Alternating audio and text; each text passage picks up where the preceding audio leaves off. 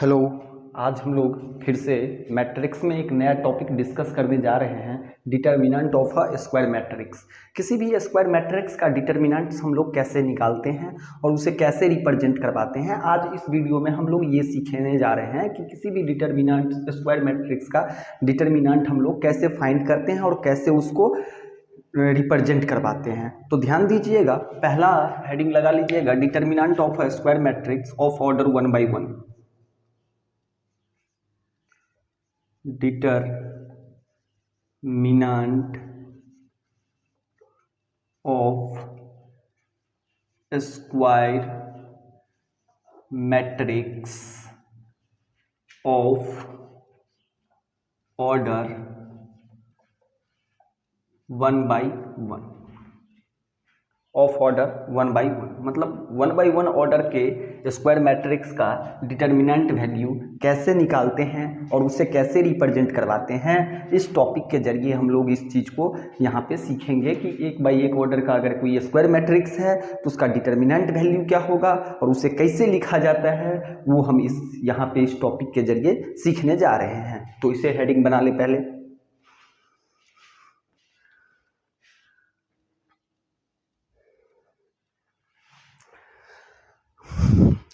आइए अब हम लोग आगे इसमें बात करते हैं। तो मैंने यहाँ पे कोई मैट्रिक्स ले रखा है ए, जो A11 एलिमेंट के साथ 1 by 1 ऑर्डर का कोई स्क्वायर मैट्रिक्स है।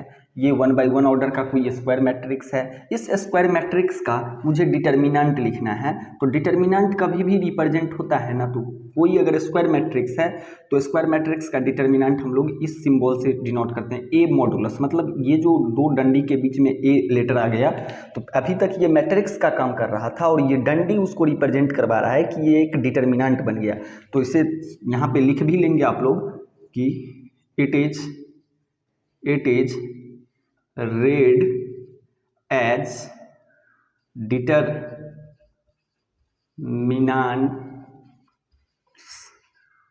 of A। It is read as determinants of A। और अगर ये इस डंडी के बीच में आया तो ये जो मैट्रिक्स ऐसे हम लोग दिखा रहे हैं ये भी अब बदल जाएगा और इसको भी उसी डंडी के बीच में A11 लिखा जाएगा। और 11 ये क्या कर रहा है, डिटर्मिनेंट ऑफ ए। और determinant of A 1 by 1 order का अगर कोई स्क्वायर मैट्रिक्स है उसका आप अगर डिटर्मिनेंट निकाल रहे हैं तो वही एलिमेंट उस मॉडुलस से बाहर आता है और वही उसका वैल्यू हो जाता है। तो determinants gives us a value. Determinants हमेशा आपको एक वैल्यू देगा या एक एक्सप्रेशन देगा, मतलब एक वैल्यू देगा या एक एक्सप्रेशन देगा। मैट्रिक्स की तरह ये अरेंजमेंट नहीं देता है। डिटर्मिनेंट जो होता है ना, वो क्या देता है, वैल्यू देता है। तो ये 1 by 1 ऑर्डर के डिटर्मिनेंट वैल्यू कितना है, A11। और डिटर्मिनेंट को कैसे रिप्रेजेंट करवाते हैं, तो जो मैट्रिक्स किसी लेटर से रिप्रेजेंट होता है उस मैट्रिक्स को इस डंडी के अंदर में अगर आप डाल देते हैं तो ये डिटर्मिनेंट बन जाता है और डिटर्मिनेंट 1 by 1 ऑर्डर का क्या आ गया, वही एलिमेंट आ गया। फॉर एग्जाम्पल कल के डेट में आपको ये दे दे कि क्वेश्चन की if A is equal to 8 find determinant of A. मतलब ए कोई स्क्वायर मैट्रिक्स है 1 by 1 ऑर्डर का है, तो आपको क्या पूछ रहा है, डिटर्मिनेंट ऑफ ए। तो determinant of A is equal to determinant of 8 का मतलब ये क्या आ जाएगा, 8 आंसर आ जाएगा। मतलब कोई 1 by 1 ऑर्डर का अगर स्क्वायर मैट्रिक्स है उसका डिटर्मिनेंट वैल्यू आपको चाहिए तो वही एलिमेंट उसका डिटर्मिनेंट वैल्यू कहलाता है। इस पॉइंट को आप लोग नोट कर लें। आगे हम लोग अब 2 by 2 ऑर्डर पढ़ने जाएंगे।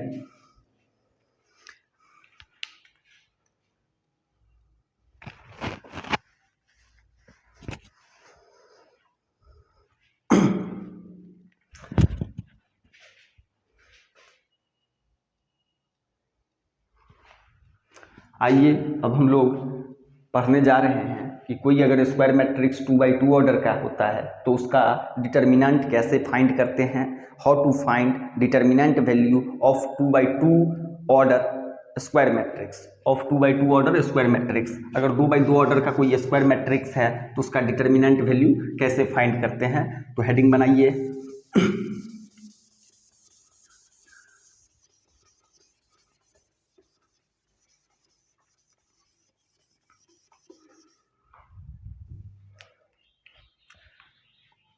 Determinant of A square matrix of order of 2 by 2 order. Determinant of a square matrix of order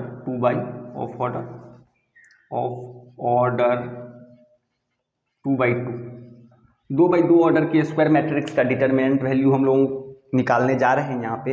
तो ध्यान से सुनिएगा कि अगर 2x2 ऑर्डर का कोई स्क्वायर मैट्रिक्स आपको निकालना है तो सबसे पहले यहाँ पे एक मैट्रिक्स मैंने ले लिया है A = A11, A12, A21 और A22। ये कोई मैट्रिक्स ले रखा है मैंने। अब इस स्क्वायर मैट्रिक्स का मुझे डिटर्मिनेंट वैल्यू निकालना है, इस स्क्वायर मैट्रिक्स का मुझे डिटर्मिनेंट वैल्यू निकालना है। तो सबसे पहले इसको डिटर्मिनेंट में हम कन्वर्ट कर देंगे। तो ये लेटर अगर डंडी के बीच में आ जाता है तो हम लोग बोलते हैं डिटर्मिनेंट ऑफ ए है। अब ये मैट्रिक्स का सिंबल बदल जाएगा, ये A11 और ये A12, A21 और A22। अब आप बोलिएगा कि ये तो आपने रिप्रेजेंट करवाना सिखाया मेरे को कि मैट्रिक्स से कैसे हम डिटर्मिनेंट में उसको लिख सकते हैं, मैट्रिक्स को कैसे डिटर्मिनेंट में लिख सकते हैं। अब डिटर्मिनेंट निकालेंगे कैसे 2x2 ऑर्डर का। तो ध्यान दीजिएगा 2x2 ऑर्डर का अगर डिटर्मिनेंट स्क्वायर मैट्रिक्स का आपको डिटर्मिनेंट निकालना है, 2x2 ऑर्डर के स्क्वायर मैट्रिक्स का अगर आपको डिटर्मिनेंट निकालना है तो आप सबसे पहले डायगोनल को मल्टीप्लाई करो। आप किसको मल्टीप्लाई करो? डायगोनल एलिमेंट को। सबसे पहले किसको मल्टीप्लाई करना है? डायगोनल एलिमेंट को। तो डायगोनल एलिमेंट्स का मल्टीप्लिकेशन आएगा A11, A22 और डायगोनल एलिमेंट्स को मल्टीप्लाई करने के बाद यहाँ पे साइन देना है माइनस का। डायगोनल एलिमेंट को मल्टीप्लाई करने के बाद साइन किसका देना है? माइनस का। और फिर ऑफ डायगोनल को मल्टीप्लाई करो, ये कितना हो जाएगा? 1 2 और A21। तो याद रखना कि जब भी किसी 2 ऑर्डर के स्क्वायर मैट्रिक्स का अगर हम डिटर्मिनेंट वैल्यू निकालने जा रहे हैं तो सबसे पहले डायगोनल को मल्टीप्लाई करेंगे, माइनस लिखेंगे, फिर ऑफ डायगोनल को मल्टीप्लाई करेंगे। तो मैंने पहले भी बोल दिया है कि determinant gives us a value and expression. तो यहाँ पर एक्सप्रेशन दे रहा है, इसे नोट करें।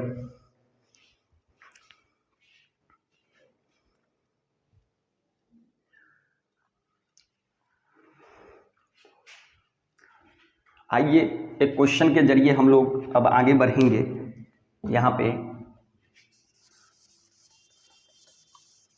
छोटा सा क्वेश्चन लगाते हैं।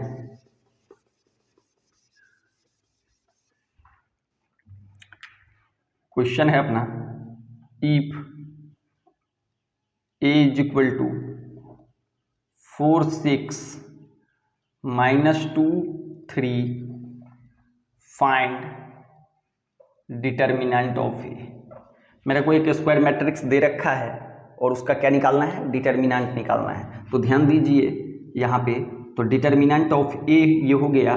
तो यहाँ पे हम लोग 4 6 -2 3 का डिटर्मिनेंट निकालने जा रहे हैं और ये मैट्रिक्स से किस में कन्वर्ट हो गया? डिटर्मिनेंट में कन्वर्ट हो गया। तो अब अगर इसका डिटर्मिनेंट निकालने जाना है तो 2x2 ऑर्डर का अगर आपको डिटर्मिनेंट निकालना है, 2x2 ऑर्डर के स्क्वायर मैट्रिक्स का आपको अगर डिटर्मिनेंट निकालना है तो सबसे पहले मैंने क्या बताया है कि डायगोनल को मल्टीप्लाई करो। तो आप लिखोगे 4 × 3 और फिर बताया है कि रूल के हिसाब से -2, आपने माइनस भी दे दिया। अब ऑफ डायगोनल को मल्टीप्लाई करो। तो ऑफ डायगोनल को अगर मल्टीप्लाई करेंगे तो 6 × और ये खुद एक माइनस एलिमेंट है तो यहाँ पे आएगा -2, जो कितना हो जाएगा? 4 3 = 12 और ये माइनस माइनस प्लस 6 2 = 12 जो आएगा 24। तो इस डिटर्मिनेंट का वैल्यू आ गया 24, लिख लीजिए। तो हमेशा याद रखिएगा कि 2x2 ऑर्डर का अगर कोई स्क्वायर मैट्रिक्स है उसका डिटर्मिनेंट मेरे को निकालना है तो सबसे पहले हम डायगोनल को मल्टीप्लाई करेंगे, फिर माइनस लिखेंगे, फिर ऑफ डायगोनल को मल्टीप्लाई करेंगे और उसके बाद हम लोग वैल्यू कैलकुलेट कर लेंगे। यहाँ पे आप देख सकते हैं 2x2 ऑर्डर का स्क्वायर मैट्रिक्स का डिटर्मिनेंट कैसे निकाला गया है, इसे नोट कीजिए।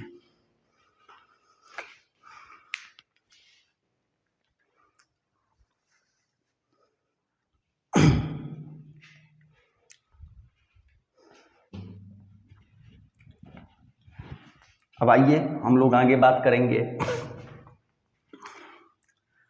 अब हम लोग पढ़ने जा रहे हैं कि determinant of a square matrix of order 3x3। अगर 3x3 ऑर्डर का कोई स्क्वायर मैट्रिक्स है, 3x3 ऑर्डर का कोई स्क्वायर मैट्रिक्स है तो उसका डिटर्मिनेंट हम लोग कैसे फाइंड करते हैं, कैसे निकालते हैं, यहाँ पर हम लोग सीखने जा रहे हैं कि 3x3 ऑर्डर का कोई अगर स्क्वायर मैट्रिक्स है तो उसका डिटर्मिनेंट हम लोग कैसे निकालते हैं। तो ध्यान दीजिएगा हेडिंग लगा लेंगे determinants of a square matrix of order 3/3। Determinants of a square matrix of order 3/3। अगर कोई 3/3 ऑर्डर का स्क्वायर मैट्रिक्स है तो उसका डिटर्मिनेंट वैल्यू हम लोग कैसे फाइंड करते हैं। अगर कोई 3/3 ऑर्डर का स्क्वायर मैट्रिक्स है तो उसका डिटर्मिनेंट वैल्यू हम लोग कैसे फाइंड करते हैं। तो आइए हम लोग अब इस चीज़ को सीखने जा रहे हैं। तो यहाँ पे सबसे पहले मैंने एक मैट्रिक्स ले लिया है A11, A12, A13, A21, A22, A23, A31, A32, A33। ये कोई मैट्रिक्स है अपना जो 3/3 ऑर्डर का है। अब मेरे को इसका डिटर्मिनेंट निकालना है। तो जब 3/3 ऑर्डर के किसी भी स्क्वायर मैट्रिक्स का आप डिटर्मिनेंट निकालने जाएंगे तो सबसे पहला चीज़ याद रखेंगे कि उस डिटर्मिनेंट को किसी एक रो या किसी एक कॉलम के अलोंग हम लोग एक्सपेंड करते हैं। जब 3/3 ऑर्डर के स्क्वायर मैट्रिक्स का हम लोग डिटर्मिनेंट निकालने जाते हैं तो सबसे पहले हम लोग चेक करते हैं, सबसे पहला काम हम लोगों का होता है कि उसको किसी एक रो या किसी एक कॉलम के अलोंग एक्सपेंड कर दिया जाता है। आपकी मनचाहा आप जिस रो या जिस कॉलम के अलोंग एक्सपेंड करोगे वैल्यू हर केस में सेम आएगा। याद रखना, जिस रो या जिस कॉलम के अलोंग आप एक्सपेंड करोगे तो वैल्यू हर केस में सेम आएगा। तो आप सबसे पहला काम करोगे कि किसी रो या किसी कॉलम, किसी एक रो या किसी एक कॉलम के अलोंग डिटर्मिनेंट को क्या करते हैं, एक्सपेंड करते हैं। कब करते हैं, तो जब 3/3 ऑर्डर के स्क्वायर मैट्रिक्स का मेरे को क्या निकालना होता है, डिटर्मिनेंट निकालना होता है। जब 3/3 ऑर्डर के स्क्वायर मैट्रिक्स का मेरे को डिटर्मिनेंट निकालना होता है तो सबसे पहला काम मेरा होता है कि जो किसी एक रो या किसी एक कॉलम के अलोंग डिटर्मिनेंट को एक्सपेंड कर देते हैं। अब एक्सपेंड करते कैसे हैं वो यहाँ पर हम लोग सीखने जा रहे हैं। तो इस पॉइंट को पहले लिख लें।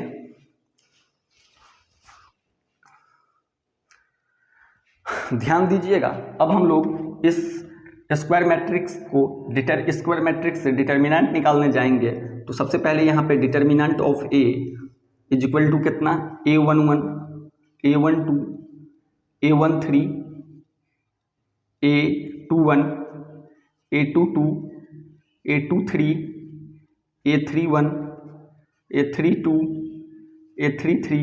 ये डिटर्मिनेंट में कन्वर्ट हो गया। अब मैंने बताया है कि 3/3 ऑर्डर के स्क्वायर मैट्रिक्स का डिटर्मिनेंट निकालने जाएंगे तो सबसे पहले किसी एक रो या किसी एक कॉलम के अलोंग डिटर्मिनेंट को एक्सपेंड कर देंगे। अब एक्सपेंड कैसे करते हैं, तो ध्यान रहे, जिस रो के अलोंग आप एक्सपेंड करिएगा ना वो रो हमेशा के लिए डिटर्मिनेंट से भूल जाइएगा, या जिस कॉलम के लिए आप एक्सपेंड करिएगा ना वो कॉलम हमेशा के लिए डिटर्मिनेंट से भूल जाइएगा। तो भूलना कैसे है, तो मान लो कि हम R1 के अलोंग एक्सपेंड कर रहे हैं। ये अपना फर्स्ट रो है और फर्स्ट रो को R1 से रिप्रेजेंट करते हैं। तो R1 के अलोंग एक्सपेंड कर रहे हैं। तो R1 में क्या गो एलिमेंट है, 3 गो एलिमेंट है। आप देख रहे हैं R1 जो ये बॉक्स आपको दिख रहा होगा ये R1 है। तो R1 में क्या गो एलिमेंट है, 3 गो एलिमेंट है। तो 1 2 3 एलिमेंट है। तीनों एलिमेंट के लिए बारी बारी से एक्सपेंड किया जाएगा। अब कैसे करते हैं, तो ये फर्स्ट एलिमेंट है। तो फर्स्ट एलिमेंट मतलब A11, फर्स्ट एलिमेंट मतलब A11 और डिटर्मिनेंट साइन भी रखता है। तो अब साइन यहाँ पर पॉजिटिव होगा या निगेटिव वो हम कैसे जानेंगे, तो ये 1 और 1 मतलब ये फर्स्ट एलिमेंट है 1 1 है। तो 1 1 को ऐड करेंगे तो अगर इवन आ गया, पोजीशन ऑफ एलिमेंट को अगर ऐड कीजिएगा तो इवन आ गया तो पॉजिटिव साइन लेना है। अगर पोजीशन ऑफ एलिमेंट को ऐड करने पे ऑड आ गया तो निगेटिव साइन लेना है। तो यहाँ पे 1 1 को आने से इवन आया है तो जिसके लिए हम लोग पॉजिटिव साइन लेते हैं। अब ये रो तो डिलीट हो गया है। मैंने पहले भी बोला था कि जिस रो को ले रहे हैं वो रो भूल जाइए, उस रो का आपको एलिमेंट जिंदा नहीं है। और जिस रो का जो कॉलम एलिमेंट ले रहे हैं, किसी रो या किसी कॉलम का अलोंग एक्सपेंड करिएगा, जिस रो के अलोंग आप जो एलिमेंट ले रहे हैं उसके सामने का कॉलम भी डिलीट हो जाता है, मतलब ये कॉलम आपका डिलीट हो जाएगा। तो एलिमेंट क्या बचेगा, तो आपको मिलेगा A22, A23, A32 और A33। अब R1 के पहले एलिमेंट के लिए हमने यहाँ पे इसको एक्सपेंड कर दिया। अब R2 के लिए आएंगे तो R1 का दूसरे एलिमेंट के लिए आएंगे तो दूसरा एलिमेंट क्या है, 1 2 है। 1 2 है मतलब फर्स्ट रो का सेकंड कॉलम एलिमेंट है। फर्स्ट रो का सेकंड कॉलम एलिमेंट है, तो 1 और 2 को ऐड कीजिएगा तो 3 आएगा। 3 एक ऑड नंबर है, ऑड नंबर के लिए कौन सा साइन लेते हैं, माइनस। तो हमेशा याद रखिएगा कि डिटर्मिनेंट्स साइन से स्टार्ट होता है। साइन कैसा लेना है, तो पोजीशन ऑफ एलिमेंट चेक करना है कि हम कौन सा रो ले रहे हैं, फर्स्ट रो ले रहे हैं, फर्स्ट रो का फर्स्ट कॉलम ले रहे हैं, मतलब पोजीशन ऑफ एलिमेंट A11 है, 11 को ऐड करने पे इवन आता है, मतलब 2 आता है, तो उसके लिए पॉजिटिव साइन, ऑड आ जाएगा तो निगेटिव साइन। तो यहाँ पे 1 2 एलिमेंट ले रहे हैं, तो 1 2 एलिमेंट के लिए एक्सपेंड करने जा रहे हैं, तो 1 2 एलिमेंट लिखेंगे। और मैंने बताया है कि वो रो तो पहले से डिलीट हो गया, अब उस रो के जो एलिमेंट के लिए एक्सपेंड करने जा रहे हैं वो कॉलम भी डिलीट हो जाएगा, मतलब ये कॉलम नहीं लेना है आपको। क्या लेना है, A21, A21, A23 और A31 और A33, A33 यहाँ पे आ गया। अब ध्यान दीजिए, अब कौन सा एलिमेंट बचा, इस रो में एक और एलिमेंट है जो ये है 1 3, तो 1 3 को ऐड करने पे आपको क्या मिलता है, 4 मिलता है। 4 एक इवन है, तो इवन के लिए पॉजिटिव साइन चेक करना है, इवन के लिए पॉजिटिव साइन चेक करना है। ये 1 3 है, 1 3 एलिमेंट लिख दिए। अब मैंने बताया था कि जिस रो या जिस कॉलम का जो एलिमेंट आप ले रहे हैं, जिस रो या जिस कॉलम के एलोंग एक्सपेंड कर रहे हैं, वो कॉलम या वो रो तो डिलीट ही हो जाता है, उस रो के जिस एलिमेंट के लिए आप एक्सपेंडिंग करने जा रहे हैं वो कॉलम भी डिलीट हो जाता है। तो मान लो कि यहाँ पे हम इस रो के इस एलिमेंट के लिए एक्सपेंड कर रहे हैं, तो ये कॉलम डिलीट हो जाएगा।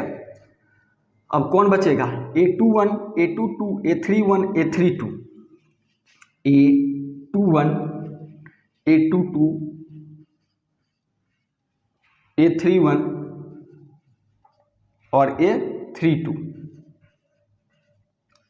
अब हम लोग पीछे पढ़ के आ रहे हैं कि 2 बाई 2 ऑर्डर के स्क्वायर मैट्रिक्स का डिटर्मिनेंट कैसे निकालते हैं, या 2 बाई 2 ऑर्डर का डिटर्मिनेंट कैसे निकालते हैं। तो यहाँ पर A11 कैसे निकालेंगे, तो A22 मतलब बताया था कि डायगोनल एलिमेंट को मल्टीप्लाई करते हैं, तो डायगोनल एलिमेंट है ये, इसको डायगोनल बोलते हैं।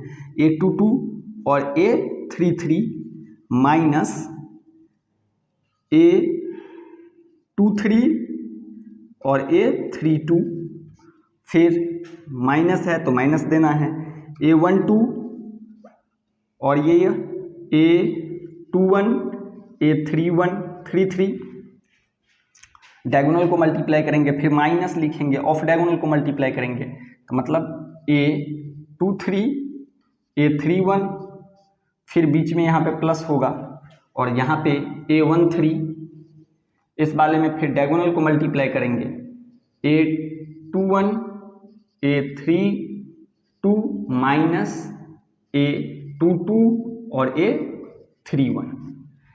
इस प्रकार से हम लोग 3 बाई 3 ऑर्डर के डिटर्मिनेंट्स का वैल्यू निकालते हैं। तो इसे नोट कर लीजिए, और क्वेश्चन के जरिए एक आध क्वेश्चन हम इस पे करते हैं, उसके बाद फिर हम आगे बढ़ेंगे इस चैप्टर में।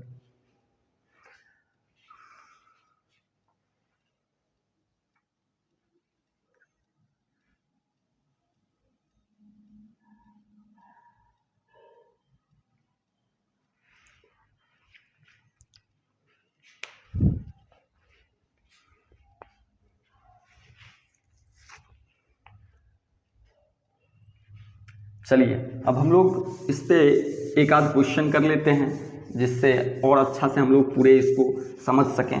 तो आइए क्वेश्चन के जरिए हम लोग 3 बाई 3 ऑर्डर के स्क्वायर मैट्रिक्स का डिटर्मिनेंट कैसे निकालते हैं।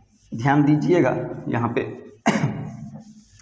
मान लीजिए कि मेरे को एक डिटर्मिनेंट आ गया जो है 4 3 2 6 8 2 4 5 3।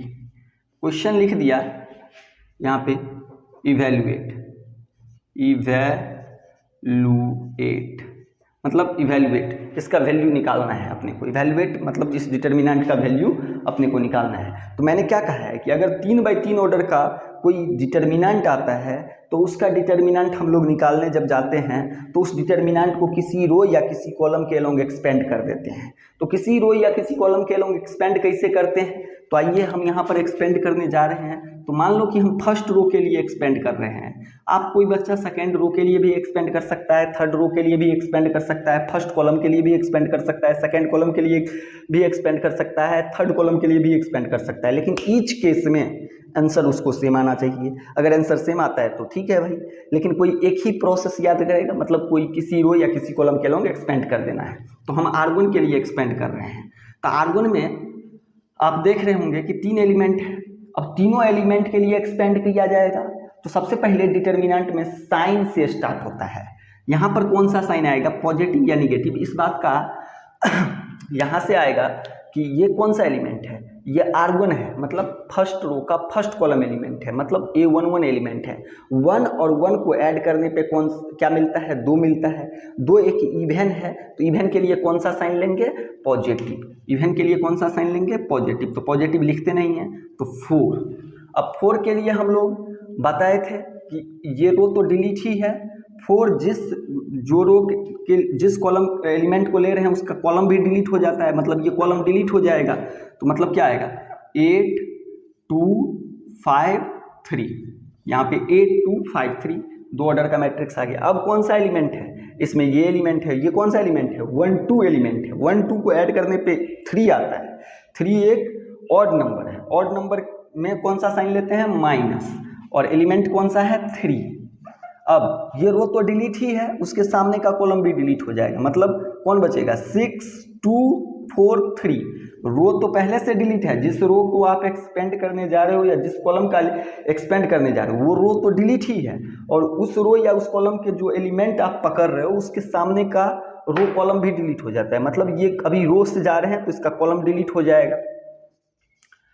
तो ध्यान दीजिए ये कितना हो जाएगा, 6 2 4 3, 6 2 4 3। अब यहाँ पे ये कौन सा एलिमेंट है, 2 है, और ये कौन सा पोजीशन ऑफ एलिमेंट इसका क्या है, तो पोजीशन ऑफ एलिमेंट इसका है 1 3, मतलब फर्स्ट रो का थर्ड कॉलम एलिमेंट है। तो फर्स्ट रो का थर्ड कॉलम एलिमेंट है, मतलब 1 3 को ऐड करने पे 4 आएगा, जो एक इवन नंबर है। इवन नंबर के लिए कौन सा साइन लेते हैं, पॉजिटिव, तो मतलब 2 ले लेंगे। अब ये रो तो डिलीट ही है, इसके सामने पे जो कॉलम पड़ रहा है वो डिलीट हो जाएगा इस एलिमेंट के चलते, तो 6 8 4 5, यहाँ पे लिखेंगे 6 8 4 5।